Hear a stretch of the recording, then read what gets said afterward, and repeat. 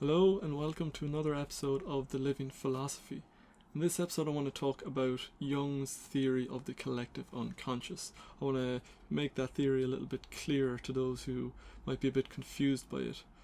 So what is the collective unconscious? Well, the collective unconscious is the deepest layer of the unconscious. It's the layer that goes beyond the personal, and that still might not be clear. So let's dig down into the structure of the mind a little bit there.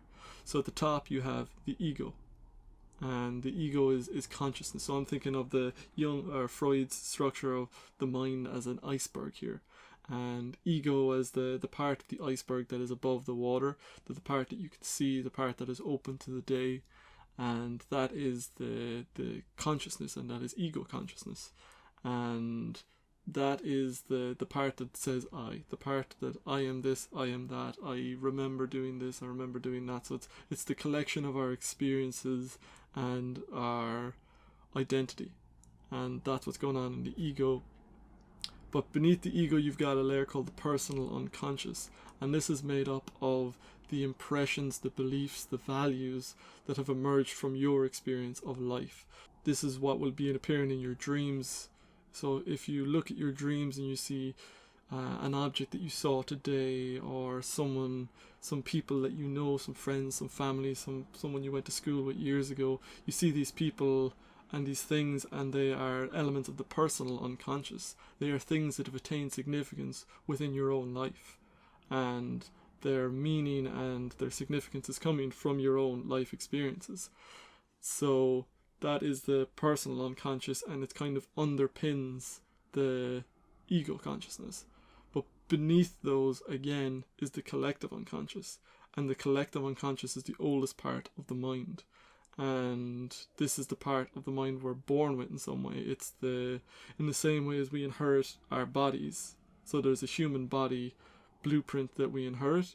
Well, the collective unconscious is the blueprint of the human mind.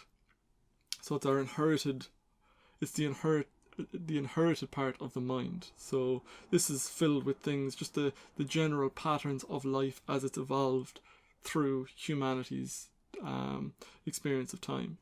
Collective unconscious is composed of archetypes, and the archetypes are the patterns of human life that have stayed the same throughout humanity's history.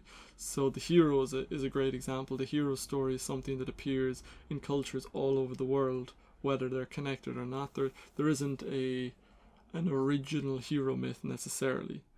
This would be in the theory of the collective unconscious anyway. Joseph Campbell might say that it all got diffused from one original culture that had a hero myth, and that spread throughout the world. But in Jungian psychology, this is just a part of the collective unconscious, and the hero myth is something that is just common to human experience, and that is why it's spread throughout. It's an example of what you'd call convergent evolution. And so if you look at why that might be the case, it's because the hero pattern is very simple. It's you leave home, you go on the journey, and you return home with the treasure that you found. And that's as simple as a hunting expedition. So that's just one example of the collective unconscious. And there are so many more. So there are as many parts of the collective unconscious as there are archetypes. And so you've got like the divine child archetype, the shadow archetype, the anima / animus. So there's all these different aspects. And the anima animus is another one that we can intuitively understand, because love is not limited to one culture. The falling in love is not a thing of Western civilization. It's been true for humanity throughout the ages and across the world, and it's that fundamental experiences of being humanity that populate the archetypes, which populate the collective unconscious. And so there's a way in which these things play out, and there are patterns to these experiences of human life, and that is what we inherit, is that shared experience, that common experience of humanity, and the images that go through it throughout time. And for an illustration of that timeliness of it, that the layers of it, Jung had this very fascinating dream, and in it he starts at the so he dreams he's in this multi-leveled house, and he's on the top floor, and it's beautiful architecture, and it's modern architecture, and he goes down a level, and it's like baroque, and it's more like Renaissance, maybe heading, yeah, so we'll say Renaissance kind of era architecture, and he goes a level deeper, and it's more like the levels of, we'll say, Gothic, so it's another layer back in time.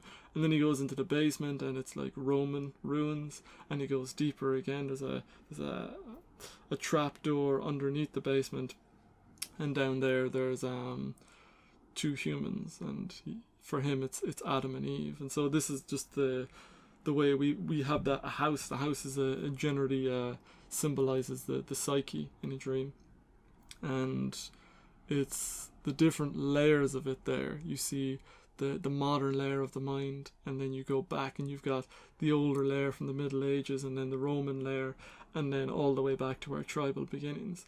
And so it's just an illustration of the different layers of the mind, which is what the collective unconscious is we carry the ancients with us, and they inform everything we do. So that was just something I thought I would share with you today. I hope you enjoyed it, and yeah, I'll see you next time. Thanks for watching. Please subscribe if you haven't already, and I'd love to hear any comments or insights you have down in the comments. Thanks for watching.